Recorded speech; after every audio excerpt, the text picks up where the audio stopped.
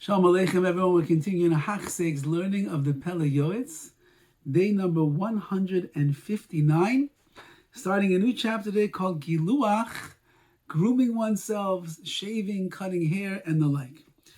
Giluach hu michlal kvoid Shabbos v'yom tov giluach, grooming oneself, shaving, trimming the beard, getting your hair cut, all of that is in honor of Shabbos and Yom Tov. So you should not enter into them when you look disgusting and despicable. You have to be nice and kept for the beautiful day of Shabbos and Yom Tov. Well, and the more mystical idea of these things, hairs, again, this is Kabbalistic ideas, far beyond what we can speak about, what I even am aware of. We'll just read the words of the Pele Yoetz and we'll translate and have in mind there's some very deep ideas going on with hair. And that is, hair is within the spiritual realm of din, of strict judgment. And therefore you have to be very careful that you should really cut your hair, trim the beard, get a haircut every Erev Shabbos, so that you shouldn't cause any bad to yourself. That the power of the strange kaichais of I don't know, I guess impure powers of this world should not rest upon you. Chas v'shalom, God forbid.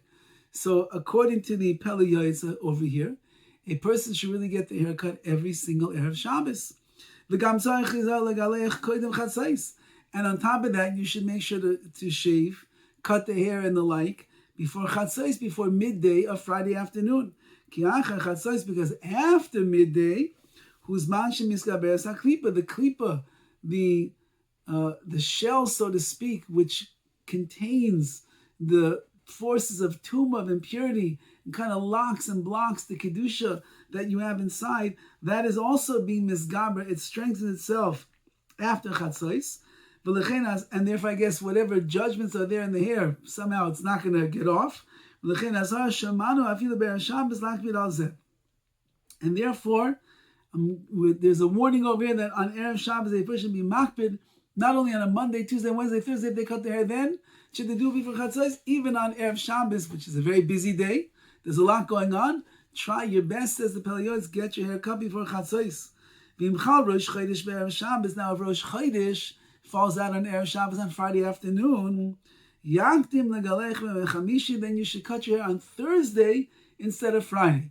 Even though the opportune time is Erev Shabbos before Chatzos, and there are opinions that you should not cut your hair on Thursday, nevertheless, the Chamir Sakana, danger to one's life, you should take seriously. Now, what's the danger over here?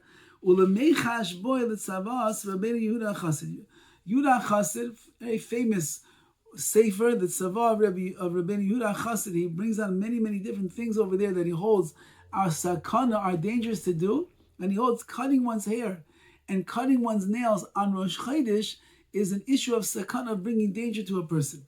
So anybody that abides by the minhag over here of the Rabbeinu Yehuda Chassid, known as the Sefer Chasidim, so then he can't cut his hair on Erev Shabbos if it's Rosh Chodesh, he has to do it on Thursday. And therefore, when your hair is getting cut, you should be very particular to make sure that when it starts falling off from your hair, immediately you should shake it off of you, because I guess there's dinim, there is judgments, there's strict justice and judgment in those hair. You don't need them on, you get them off. And if you live in a place where the barber is Jewish, do not let a goy touch your hair. Because the mystical Kabbalist write, somebody who has the hair cut by a goy, by a non-Jew, he pushes the Tselem Elokim, the image of God, off of him. He removes it. The Tselem Elokim gets lost when the goy is cutting your hair. Now the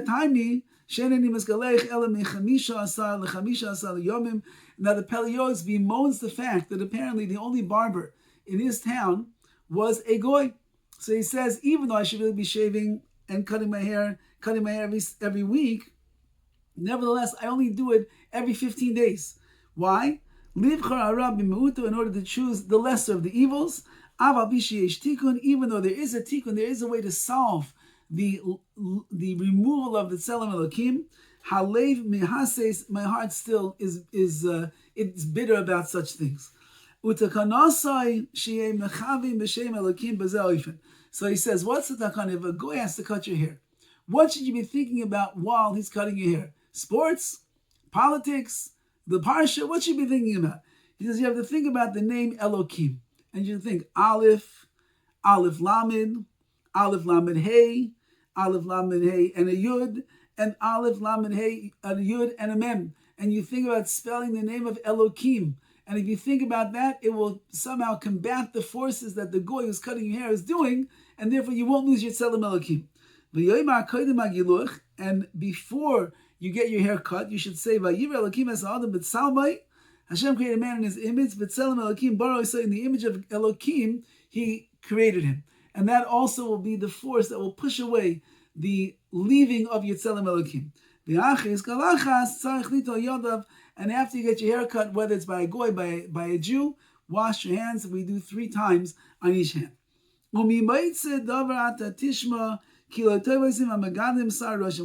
learn from this a very important thing, says the Pele Yoetz. It's not good what people do with their kids, that they allow their hair to grow very long. They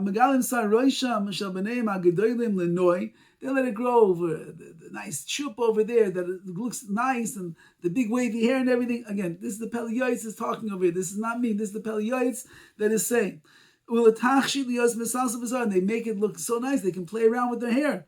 Besides the fact that they're transgressing a prohibition that says in the Torah, a man is not allowed to dress as a woman. Women have long hair, and women play with their hair, and women want their hair to look nice, but a man, he has shorter hair. That's the way that's supposed to work. So besides the fact, if you let them grow their hair long with all the this and the that and everything behind it, so then it's like a woman. However, even according to the Kabbalistic things that we're saying over here, you need the hair that's on your head to fall down to the ground to be able to remove all of the wicked and tyrannical kingdom that is upon a person. You need those judgments to get off the person. So he needs to cut his hair. Only during the spheres ha'omer, says the Pele Yoetz,